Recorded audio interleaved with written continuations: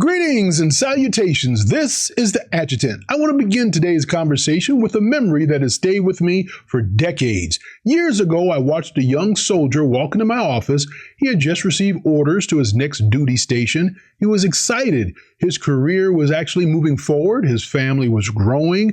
From the outside, everything looked exactly the way success is supposed to look. As we talked, he shared all the plans that he and his spouse had made. They were buying a larger home.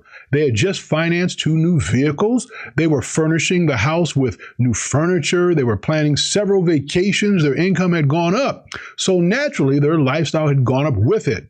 He smiled and said something I'll never forget. "Sir, we're finally making good money." I smiled back and congratulated him, but inside I was worried.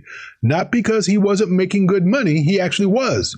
I was worried because I had seen this story before. Over the course of my career as a soldier, as an Army officer, as an attorney, and now for more than 2 decades helping veterans navigate the VA system, I have had the privilege of seeing thousands of financial stories unfold. Some military families retire with complete financial freedom. Others retire with pension, disability compensation, and investments that allow them to enjoy life without constantly worrying about money. And then there are families who earn nearly the same income through their careers but arrive at retirement carrying debt, financial stress, and regret.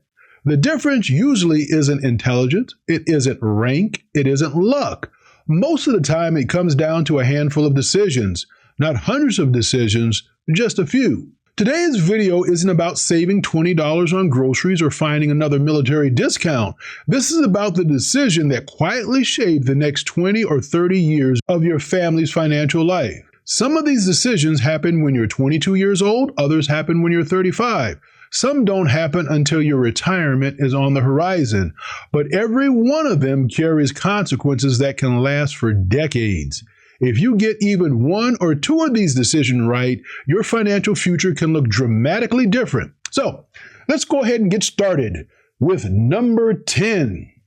The decision of how much house you really need. Now, before anyone misunderstands me, I'm not against buying a home.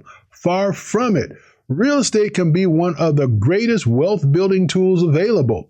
But notice what I said, one of the greatest wealth building tools, not one of the greatest status symbols. Those are 2 very different things. I've watched military families stretch every dollar they have trying to buy the biggest house the bank says that they can afford. The bank may approve you for a certain amount. That doesn't mean you should spend it. Military families often experience predictable increases in income over time. Promotions, time in service, special pays, bonuses. It's easy to assume that because your income is rising today, it will always feel comfortable tomorrow. But military life isn't predictable. There are PCS moves, there are unexpected repairs happen, children happen, medical issues happen, parents age, life changes. A house should support your financial life. Your financial life shouldn't revolve around supporting your house. One of the most powerful questions you can ask before buying a home is this: will this house create freedom or obligation? Because those are not the same thing. Freedom means you can still invest. Freedom means you can still travel. Freedom means you're sleeping peacefully at night. Obligation means every unexpected expense becomes a crisis. I've seen families making excellent military incomes who felt financially trapped simply because every dollar was already committed before it even arrived. That's not wealth, folks. That's pressure. And pressure has a way of stealing joy from the things that were supposed to be blessings.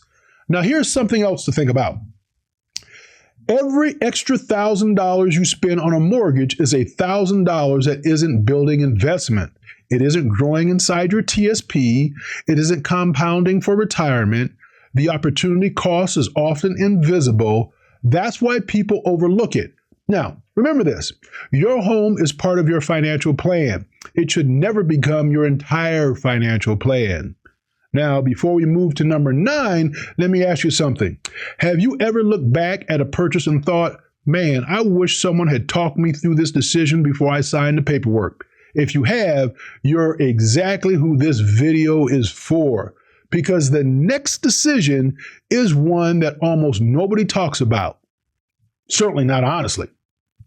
Number 9, the decision about whether both spouses will work. Now, let me be very clear here. This isn't about telling someone that what they should and should not do. Every family is different. Every marriage is different. Every season is different. But what I am encouraging you to do is make this decision intentionally, not accidentally.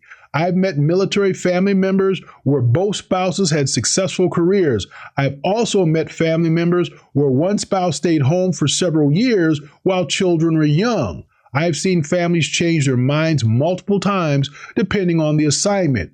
There isn't one right answer. There is only the answer that's right for your family. But here's where mistakes happen. Many couples allow circumstances to make this decision for them. Instead of sitting down together and asking, what kind of life are we actually trying to build? They just simply react. New duty station, new daycare, new expenses, new opportunities. Months becomes years, years become decades, and one day they realize they never actually designed their financial life. They simply drifted into it. Whether one spouse works, whether both spouses work, whether someone starts a business, whether someone goes back to school. Those aren't simply employment decisions, they're lifestyle decisions, retirement decisions, investment decisions, family decisions. I know military spouses who have sacrificed promotions to keep their families together. I also know military spouses who built remarkable careers despite constant moves. Neither path is automatically better, but both require planning. The goal isn't simply earning the highest income possible. The goal is building the highest quality of life possible. Sometimes those are the same thing, sometimes they're not. Now, as you are watching today, I want you to think about something. If your family schedule suddenly became less busy, would your quality of life actually improve? Or have you become so accustomed to running that you've forgotten what you're running toward? That's a difficult question, but it's one worth asking. Now, let's move to another decision that quietly shapes almost every military family's future. And that is number 8, lifestyle inflation. Now, this one is sneaky because almost nobody notices it's happening. You get promoted, you celebrate. Nothing wrong with that. Your paycheck increases, wonderful. Then your vehicle gets upgraded. The furniture gets upgraded. The vacations get upgraded. The subscriptions multiply. Dinner out becomes more frequent. Little by little, the extra income disappears. Not because you're irresponsible, because you're human. I've watched soldiers receive promotions that should have transformed their financial future. Instead, 6 months later, they felt just as financially stretched as before. The problem wasn't income. The problem was that every raise had already been spent before it arrived. One principle has guided me throughout my own financial journey. Every raise does not belong entirely to your present self. Part of it belongs to your future self. Future you deserves an investment. Future you deserves financial security. Future you deserves choices, because one day today's paycheck becomes yesterday's memory. But the investment you made with it continue working long after you stopped spending it. That's the power of discipline. Discipline isn't saying no forever, it's saying not yet. And that simple difference changes everything. Okay? Now, coming up next is a decision that I genuinely believe separates families who build lasting wealth from families who spend decades wondering where all the money went. And it has almost nothing to do with investing. It has everything to do with time. Now, what is that? Let's talk about number 7, the decision of whether you stay long enough to earn a military retirement. Now, I want to be very careful here because I know everyone watching isn't going to serve 20 years. Some of you shouldn't. Sometimes separating from the military is absolutely the right thing to do. Decisions for your family and for yourself. This isn't about convincing everyone to stay. It's about making sure that if you leave because you've carefully weighed the long-term financial consequences, not because you've had one bad assignment, one difficult supervisor, one frustrating season. I've watched people walk away at 12 years, 15 years, 17 years, 19 years. Sometimes they had excellent reasons, sometimes they didn't. Here's what concerns me. Many people calculate what they're walking away from based on today's paycheck instead of tomorrow's lifetime income. What do I mean by that? A military pension isn't just another monthly payment. It's a foundation. It creates options. It reduces financial pressure. It gives you flexibility when life changes unexpectedly. When I planned my own retirement, I didn't look at each income source separately. I looked at how they work together. Military retired pay, VA disability compensation, my federal retirement, Social Security, my personal investment. Each one supports the other. Think about building a table. Would you rather have one strong leg or 5? That's why I often encourage military families to think about building layers of income instead of relying on a single paycheck. Now, if you're considering leaving the military, ask yourself a better question than, what will I make next year? Instead, ask, what will this decision mean for the next 30 years? Those are two completely different calculations. Now, let's look at number 6, the decision to understand your VA benefits before you actually need them. And folks, I'll tell you, that is something that is near and dear to my heart. This is deeply personal to me because I spent more than 2 decades helping veterans through their claims process. And if there's one thing I've learned is this: confusion is expensive. Not understanding your benefits can cost you tens of thousands of dollars, sometimes hundreds of thousands. I've seen veterans wait years before filing claims they should have filed much earlier. I've seen families pay for health care they didn't realize they had earned. I had seen surviving spouses miss benefits because nobody ever explained what was available. Knowledge isn't just power in the military community. Knowledge is often compensation. One of the biggest mistakes I see is waiting until retirement to start learning about VA benefits. Don't wait. Okay? Don't do that. Start learning while you're still serving. Keep copies of your medical records, report injuries, document ongoing conditions, understand what's happening throughout your whole career instead of trying to reconstruct decades of history after you separated. The easiest claim to support is one that was documented when the events actually happened. I've also learned something else over the years. Many veterans don't ask questions because they're afraid they'll look uninformed. Let me encourage you folks, okay? I'd much rather see someone ask a basic question today than spend years trying to fix a preventable problem later. There's absolutely no shame in learning. The only tragedy is remaining uninformed when the information was available. Now, here's another decision that quietly shapes your retirement. That's number 5. How aggressively you invest while time is still on your side. This is where I wish I could sit down with every 22-year-old service member entering the military. Not because I would give them a lecture, though some people accuse me of doing that when they talk to me, but because I would give them hope. Time is the greatest financial advantage you'll ever have. Not your salary, not your rank, not your bonuses. Time. Compound growth rewards consistency more than brilliance. You don't have to pick the perfect investment. You don't have to predict the stock market. You don't have to become a financial expert overnight. You simply have to begin.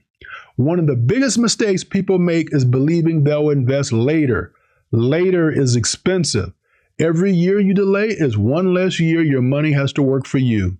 When I speak with younger service members, I often tell them something that surprises them. Don't become obsessed with becoming rich. Become obsessed with becoming consistent. Consistency beats intensity almost every time. Small amounts invested month after month become surprisingly large over decades, not because of magic, because of mathematics and patience. I've also noticed something interesting. People who become financially secure usually aren't the ones constantly talking about money. They're quietly following a plan, month after month, year after year, without needing applause, without chasing every new investment trend. That's discipline. And discipline compounds just powerfully as money does. Now, we're going to talk about a decision that doesn't receive nearly enough attention. In fact, I believe it may be one of the greatest hidden wealth builders available to military families. And that is number 4. Okay? The decision to eliminate consumer debt as quickly as possible. Now, I'm not talking about every form of debt. I'm talking about the kind of debt that quietly steals your future.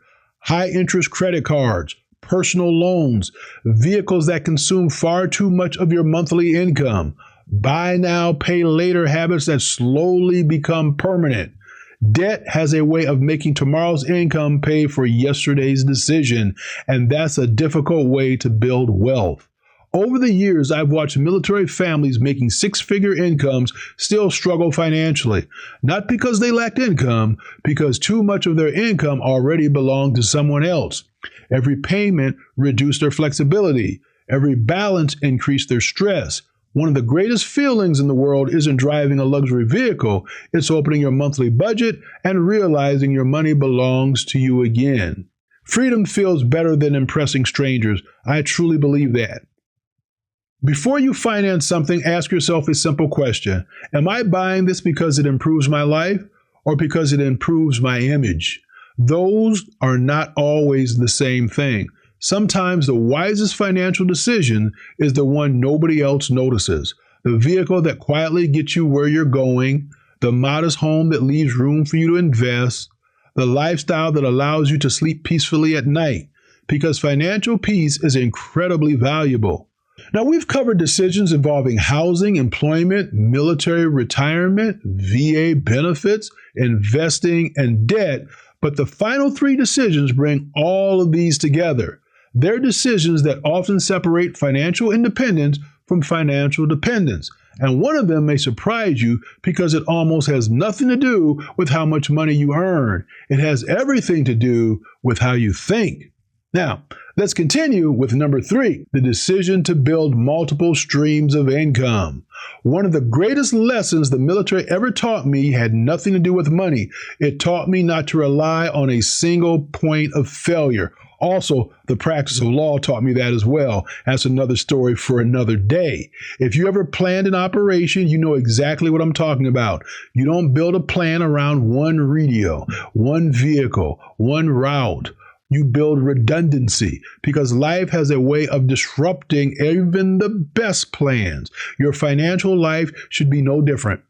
For many military families, the first paycheck feels secure, and while military service is one of the most stable careers in America, no paycheck should be expected to carry your family forever. The families I've seen thrive over the long term rarely depend on just one source of income.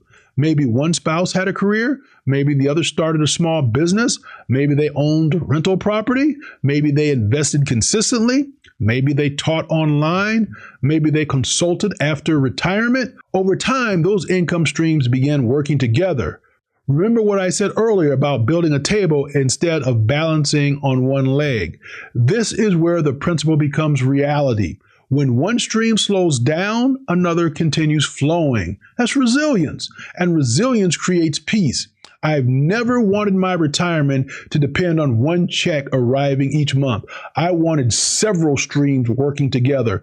Military retired pay, VA disability compensation, my federal retirement, Social Security, investment. Each one of these supports the other. That wasn't luck, it was planning. Now, if you're 25 years old watching this, don't feel overwhelmed. You don't need 5 income streams tomorrow. You simply need to begin building the second one, then the third one. Over time, you'll look back and realize you quietly built a financial resilience package without ever trying to become flashy. Now, let's move to number 2. The decision on when to retire. This is one of the most misunderstood financial decisions military families make. Retirement isn't simply about reaching an age. It isn't simply about becoming eligible. It's about readiness. I've known people who retired as soon as they could. Some were ready, some weren't. I've known others who stayed years longer than they needed to because they were afraid. Fear can keep us working just as easily as impatience can push you out too early. When I began planning my own retirement, I didn't ask one question, I asked many. Would my income replace my working salary? What would healthcare cost? What would inflation do over the next 20 years? Would I still have purpose after retirement? Could I travel? Could I help others? Would I be financially secure if life threw me another unexpected challenge?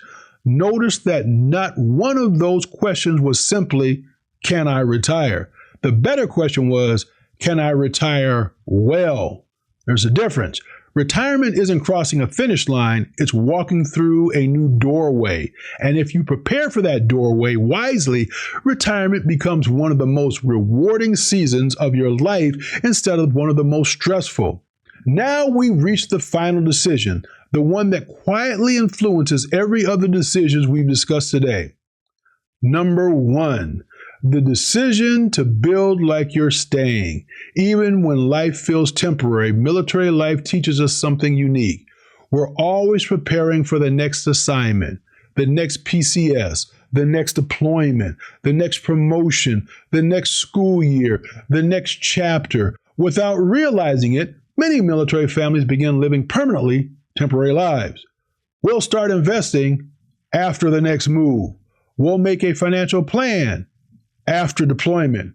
We'll update our estate plan next year. We'll get serious about retirement later. But later has a way of becoming someday, and someday has a way of disappearing. One of the greatest shifts in my own thinking happened when I stopped viewing financial planning as something I would eventually do. Instead, I began treating every decision as though it was shaping the person I wanted to become decades from now. Every dollar had an assignment. Every investment had a purpose. Every financial decision asked the same question. Does this move my family toward freedom? Because that's the goal. Not simply accumulating money. Freedom. Freedom to spend time with the people you love. Freedom to serve. Freedom to travel. Freedom to give generously. Freedom to sleep peacefully. Freedom to make choices based on purpose instead of pressure.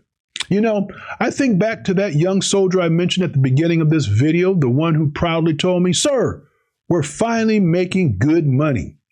I've thought about that conversation many times over the years, not because there was anything wrong with making good money, because of course there isn't. I was thinking about what he didn't yet understand. Income alone does not create wealth. Decisions create wealth. Two families could earn exactly the same income for 20 years. One retires with confidence. The other retires wondering where all the money went. The difference usually isn't dramatic, it's quiet.